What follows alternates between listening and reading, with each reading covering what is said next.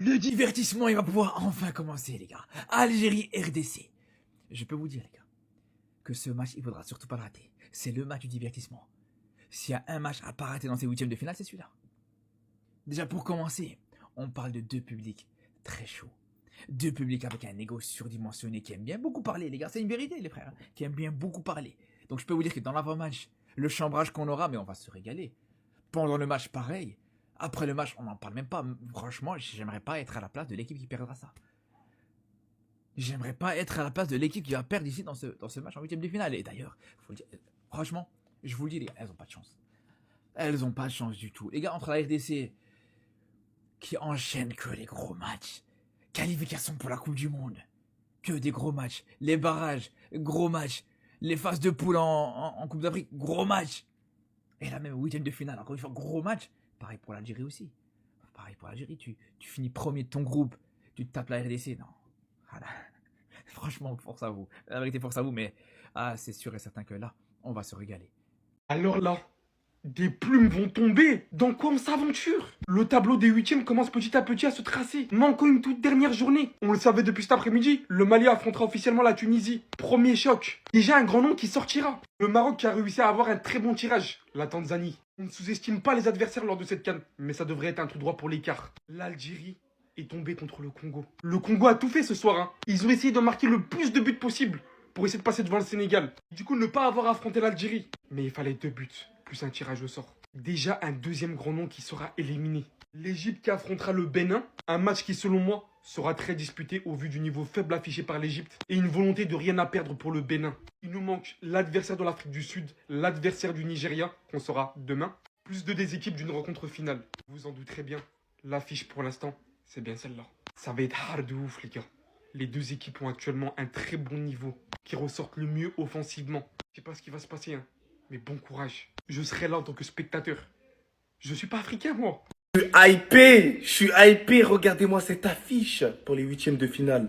Algérie contre Congo. Alors, je vous cache pas que j'ai l'impression que le Sénégal et le Congo voulaient pas jouer l'Algérie. Le Sénégal a bastonné les Béninois quand ils ont appris quelque chose. Le Congo était en train de botter le Botswana, les gars. Imaginez-vous, 3 buts à 0. Donc je vous dis, le Congo, ça va être une équipe sérieuse cette année. Et oui, le Congo fait partie des équipes favorites pour cette Coupe d'Afrique des Nations. Il était à 2 doigts de mettre le 4 buts à 0. Malheureusement refusé parce qu'il y a eu une main. Kakuta, auteur d'un doublé, une passe décisive. L'homme du match au final. Ce qui fait que le groupe était grave serré et ça s'est joué au final à la différence de but. Le Congo, on peut l'admettre les gars, ils ont passé une autre dimension. Ce qui fait que pour l'instant le Sénégal, on ne sait pas qui ils vont jouer. Ça, il faudra attendre demain. En tout cas, ce qui est sûr et certain, c'est qu'il n'y aura pas de Kalidou Koulibaly. Donc, je pense que le prochain adversaire du Sénégal sera bien. Parce que ce général, il fait énormément au sein du Sénégal. Et même peut-être plus important que Sadio Mané. Mais qu'est-ce que je suis content quand je vois ces huitièmes de finale. Ça va nous offrir un divertissement extraordinaire pour les quarts de finale. Mais sinon, en vrai, c'est à toi. Moi, en tout cas, alhamdulillah. À quoi sert ton million si tu prends perpète, les gars? Mais à quoi ça sert de finir premier si c'est pour affronter une équipe comme le Congo? Honnêtement, les gars, dis pourquoi? Ça sert à quoi? Et puis vous-même, vous savez, c'est le Congo qui est favori pour cette rencontre, les gars. Ils ont une très belle équipe. Mais bon, cela fait partie de nos habitudes d'avoir des gros parcours. Voilà, de toute façon, voilà, c'est la CAN. Si tu veux la gagner, si tu veux aller loin, faut forcément affronter les meilleures équipes, les plus grosses équipes. Et là, on commence directement en huitième de finale, les gars. Donc ça va être plus qu'un test, en fait.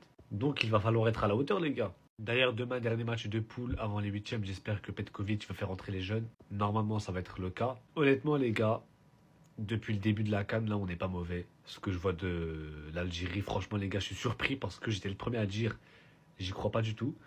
Mais plus je regarde l'Algérie jouer, plus je me dis, les gars, Wallah, on a nos chances. On a nos chances, mais vas-y, faut pas qu'on nous calcule parce que nous-mêmes on sait. Mais voilà. Non, les gars, c'est dur quand tu vois des gens taper le Bénin en huitième, la Zantanie, je sais pas quoi, là, frère. Et nous on tape le Congo. C'est chaud. MDR. La fitna qui va être proposée à travers ce match, ce sera du jamais vu dans la CAN. 8e de finale de la CAN, Congo-Algérie déjà. Parce qu'au-delà de la fitna qui va être proposée, les deux peuples, c'est des vannes qui vont sortir à tout va. Franchement, on va avoir une très belle affiche parce que j'ai vu l'Algérie jouer, j'ai vu le Congo aussi jouer et franchement, c'est très fort. Après, de l'autre côté, on a une autre affiche aussi qui s'est dessinée ce soir. Bénin, Égypte. Et même si l'Égypte c'est fort, c'est la seule équipe depuis le début de la CAN. Je les ai pas vus jouer. On m'a dit que c'était très très fort. Mais le Bénin, attention. Parce que je les ai vus face au Congo. Je les ai vus face au Sénégal. Ces deux gros, ils ont perdu les deux matchs. Bon, ils sont un peu fait voler face au Congo. Hein, les Congolais. Hein. Les mains, vous connaissez. Mais franchement, le Bénin, c'est fort. Ça joue au football. Donc, je vous jure qu'ils peuvent créer la surprise face à l'Égypte. Même si ça risque d'être compliqué. En tout cas, demain, dernière journée des phases de groupe. Le tableau commence déjà à se former. Hein.